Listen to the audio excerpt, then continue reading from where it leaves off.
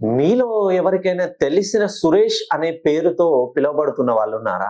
అయితే ఈ సురేష్ అనే వాళ్ళు ఇంటికి మెయిన్‌గా అబ్బాయిగా జన్మిస్తే మెయిన్‌గా 1, 3, 5 లేదు 2, 4 స్థానాల్లో ఇంటికి ఒక్కడే అబ్బాయిగా ఉంటే వాళ్ళ జీవితంలో ఇంకా ఎలా ఉంటుందంటే అద్భుతమైనటువంటి తెలివితేటలు వీళ్ళు ప్రదర్శిస్తారు.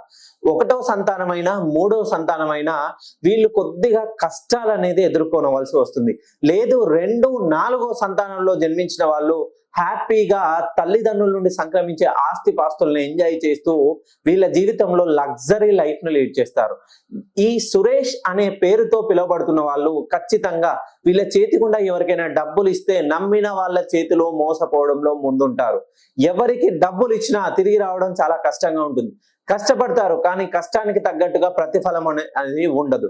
ఇంటికి మెయిన్‌గా చిన్న సంతానమైనా లేదు చివరి నుండి రెండో సంతానమైనా వీళ్ళ జీవితంలో ఎలా ఉంటుందనంటే ఇంటికి చివరి నుండి రెండవ సంతానం గాని చివరి సంతానం అయి ఉండడం వల్ల తల్లిదండ్రుల నుండి గాని, అత్తామామల నుండి గాని ఎటువంటి ఆస్తుపాస్తులు సంక్రమించగా చాలా కష్టపడి వీళ్ళు తేనెటీగలు గనుక కష్టపడి తేనెనంతా ఒక దగ్గర పోగు చేసినట్టుగా వీళ్ళు కూడా చాలా ధనాన్ని పోగు చేసి ఒక ప్రాపర్టీ తీసుకోవాలని లేదా ఒక ల్యాండ్ తీసుకోవాలనే ఆలోచనతో చాలా కష్టపడతారు. ఈ ప్రాపర్టీ కొందామనుకునే సమయానికి ఏదో ఒక రూపంలో కష్టం అనేది వీళ్ళ ఇంటికి వచ్చి చేరుతుంది. ఒక్కసారి మీ పేరు సురేష్ అనే పేరుతో పిలువబడుతున్న వాళ్ళు మీ పేరుని 270 డిగ్రీల పైకి కరెక్షన్ చేయించుకొని చూడండి.